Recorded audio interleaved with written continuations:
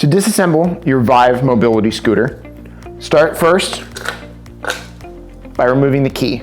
Make sure the power is off before you remove anything else. Then we'll start to remove some of the components, starting with the basket. Just lift that straight up. Followed by the seat. Now the seat can be disconnected with the armrests on or off, doesn't really matter. Just start by loosening the screw knob here. Pull the seat pin and lift the seat free.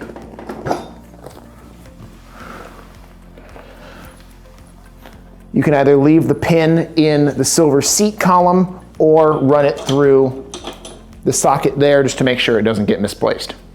With the seat removed, we can now remove the battery and disconnect the front and rear sections of the frame.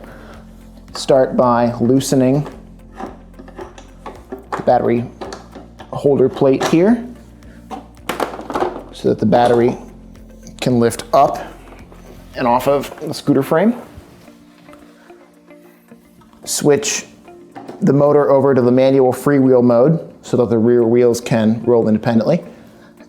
And then disconnect the battery connector cable from here. There's a little ring that you'll need to unscrew, and then the battery cable will pull free.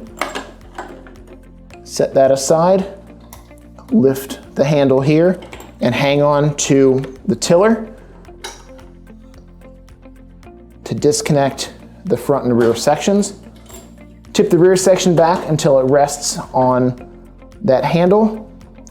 Lift the hooks here, free of the pins on the rear section, and fold the tiller down using the adjustment knob at the base of the tiller. Retighten there.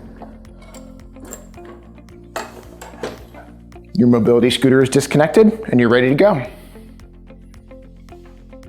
Thank you so much for watching. If you like our videos, give us a thumbs up, subscribe to our channel, and leave a comment below if you have any questions.